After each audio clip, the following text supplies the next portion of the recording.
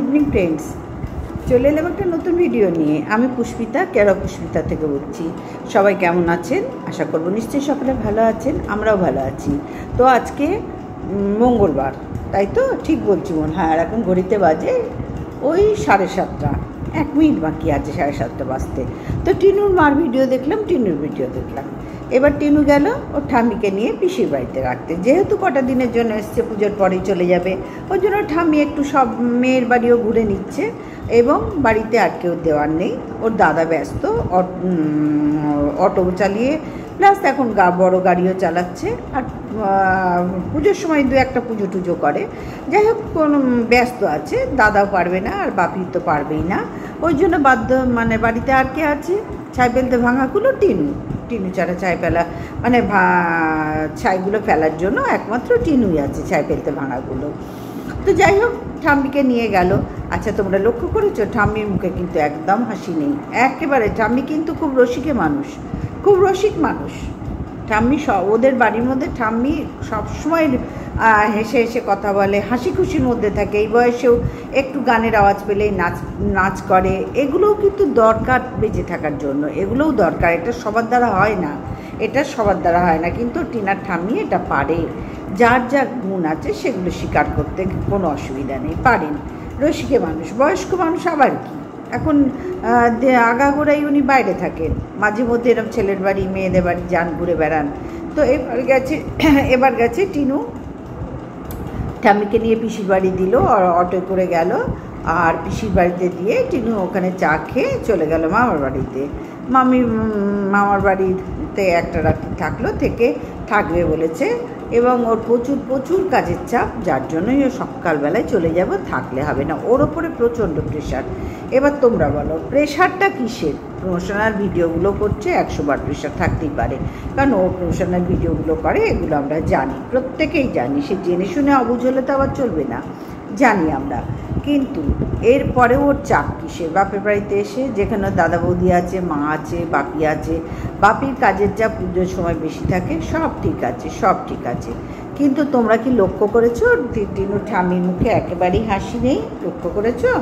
মানুষটা হাসি খুশি, মানুষটা কীভাবে গুরুগম্ভীর হয়ে চলে গেল মেয়ের বাড়িতে।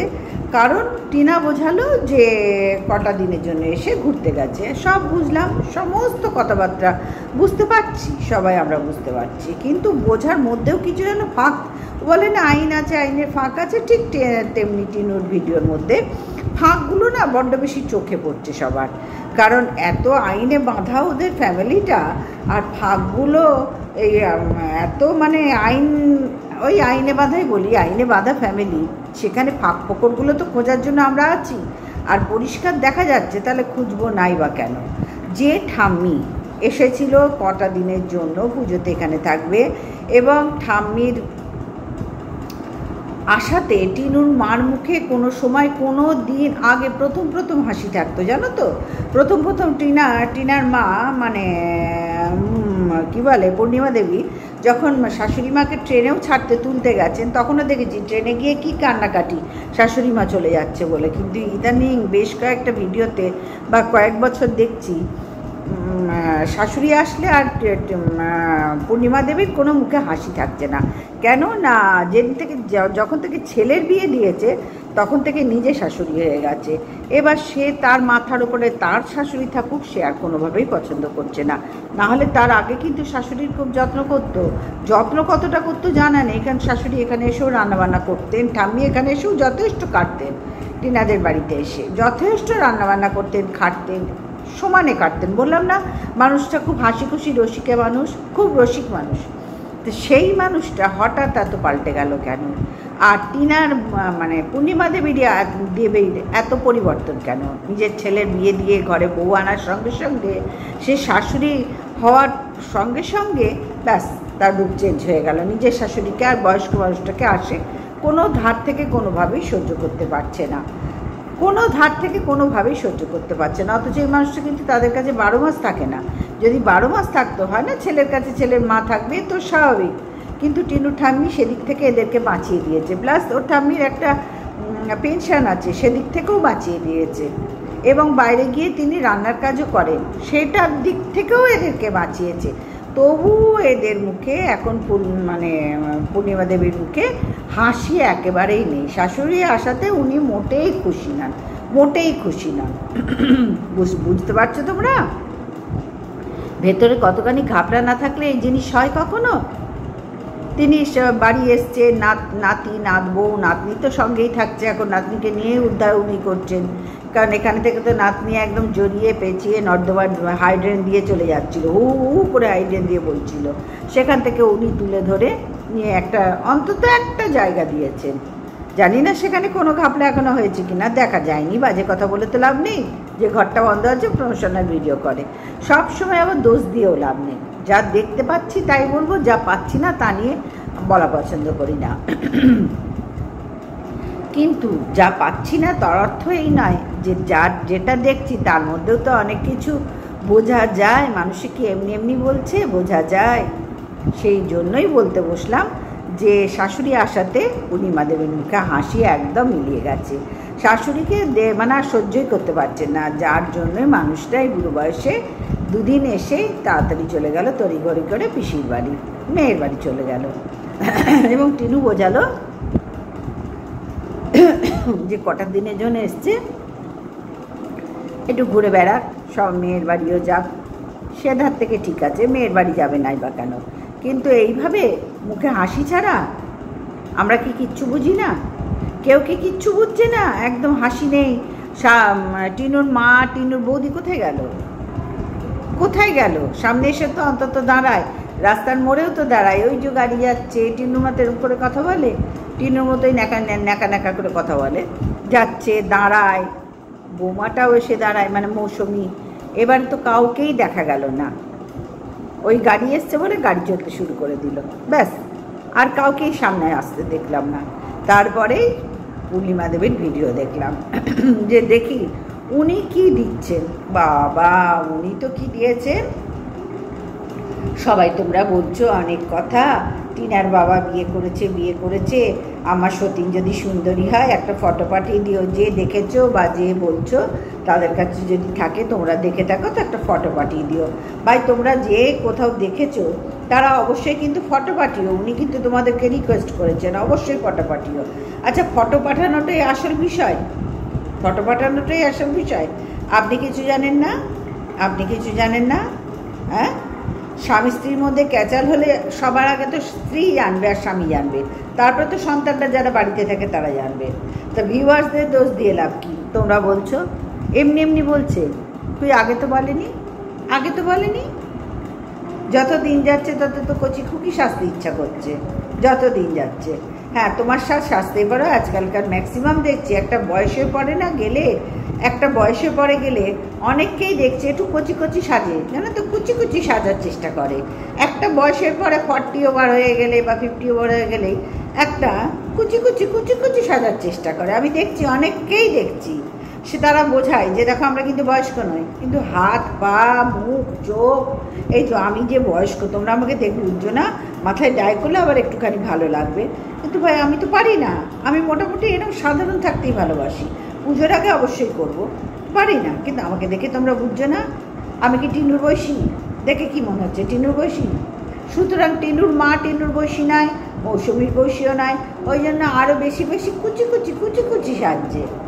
ওর ঠাম্মি অবশ্যই মাথায় ডাই করে, ডাই আজকাল সবাই করে, ওটা নিয়ে কোনো ব্যাপার না, দেখতে ভালো লাগে যাতে। এক মাথা পাকা চুল নিয়েও অনেকে ঘুরে আমার মতন, আবার অনেকে ডাই টাই করে বেশ ফিটফাট থাকে, সেটা কোনো বড় কথা নয়। বড় কথা হচ্ছে উনি দিন দিন যেন কুচি সাজছেন, বোঝাচ্ছেন যে আমি সত্যি আমি খুব কুচি কুচি কুচি কুচি। আর তোমার সতীনের ফটো পাঠিয়ে দিতে বলেছে, তাই তো? কেন আপনাদের মধ্যে কি হয়েছে, ক্যাঁচাল হয়েছে বোঝেননি, জানেন না কিছু? ভিউয়ার্সরা বলবে, কন্ট্রোভার্সি ক্রিয়েটাররা বলবে, তবে বুঝতে পারবেন। আবার তারপরে কি বলছেন না, ঘরে প্রত্যেকেরই ঘরের খবর থাকে, এ থাকে, তার থাকে, হ্যান থাকে, ত্যান থাকে, তো টিনুও একই কথা বলেছে, প্রত্যেকের ঘরের খবর থাকে। যেহেতু আপনারা একটা মানে কি বলবো, জগা খিচুড়ি মার্কা পরিবার, আপনাদের নিয়ে ভালো অনেক 2 বছর ধরে নোংরামি চলছে, 2 বছর ধরে আপনাদের নিয়ে আর বাতকুল্লা মিত্র পরিবার নিয়ে 2 বছর ধরে নোংরামি চলছে এই দুটো পরিবার নিয়ে। তাহলে সেখানে দাঁড়িয়ে কন্ট্রোভার্সি ক্রিয়েটাররা বা ভিউয়ার্সরা দোষ কোথায় করলো? দোষের কি হলো? যা দেখতে পাচ্ছে, যা বুঝতে পারছে তাই নিয়েই তো কোশ্চেন করছে না। আমার থেকে তুমি পয়সা নেবে, অথচ কিসের জন্য পয়সা নেবে তা তুমি আমি জিজ্ঞেস করার অধিকার আমার নেই। ভিউয়ার্সরা ঠিক সেই রকম দাঁড়িয়ে আছে, তাদের ভিউজেই তো পয়সা যাচ্ছে মাস গেলে। তাহলে কিসের জন্য এত কোশ্চেন করার প্রশ্ন নেই, মানে দরকার নেই কোনো। যা কেলোকীর্তি ঘটিয়েছেন সেটা অন্তত সবাই বুঝতে পারছে যে একটা বড় কিছু ঘাপলা অবশ্যই হয়েছে। শাক দিয়ে কি আর মাছ ঢাকা যায়? টিনু যতই বলুক, টিনু এখন বাধ্য। টিনু একটা এসে দিল্লি থেকে দৌড়ে এসছে এমার্জেন্সি বলে। এই ফ্যামিলি ক্যাচালটাই হচ্ছে ওর কাছে এমার্জেন্সি ব্যাপার। ও বুঝতে পেরেছে যে বিরাট ঘাপলা আমার বাবা মা ঘটিয়েছে আর দাদা বৌদি ঘটিয়েছে। ভালো বুঝতে পারছে যে বাড়িতে একটা বড় ঘাপলা ঘটে গেছে, আর সেটা অবশ্যই অর্থনৈতিক দিক থেকেও ঘটেছে, আবার আদার্স দিক থেকে তো ঘটতেই পারে। ভিউয়ার্সরা যে আইডিয়া করছে একেবারে ভুল হতে পারে কখনো। তবে অর্থনৈতিক দিকটাও কিন্তু বড় মারাত্মক মানে রকমের প্রভাব ফেলেছে ওদের মধ্যে। টিনু আসাতে, টিনু থাকাতে সেটা ছিল না, একেবারে সহজ সরল হয়ে গেছিল। আবার টিনু চলে যাওয়াতে সেটা ঘাটতি পড়েছে, যার জন্যে আরও বিশ্ব ক্যাচাল ওদের মধ্যে দেখা দিয়েছে। তা টিনু তুমি কত ঢাকবে? তোমার কিসের চাপ?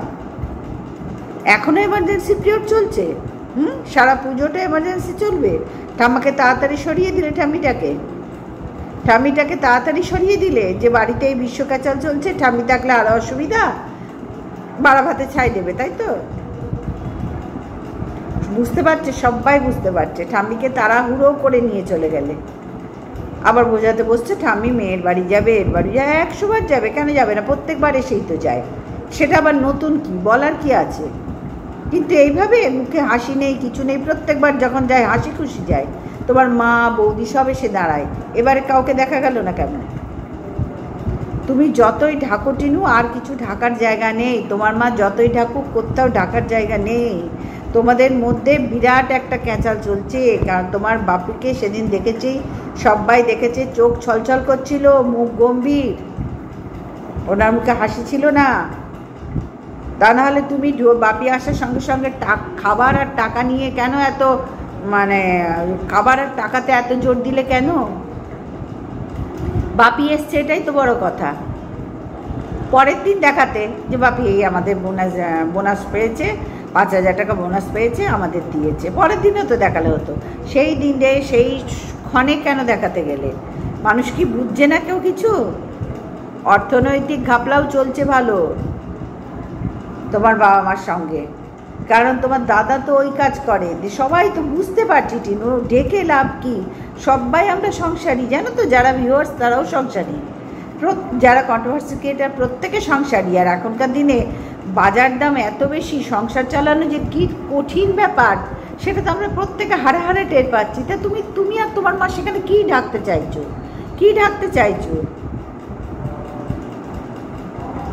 ঢাকাঢাকির কি আছে? আমি তো এইটাই বুঝতে পারছি না। এত চেপে চুপে মিথ্যে কথা বলার দরকার কি?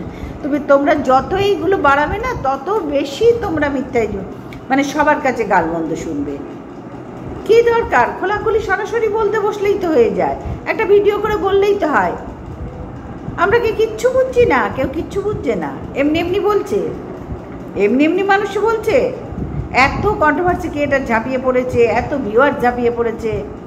ওদিকে ডিজিটাল ভিখারিও দিনের পর দিন মিথ্যে কথা বলে, এদিকে তুমিও শুরু করেছো ওর দেখা দেখে মিথ্যে কথা বলতে।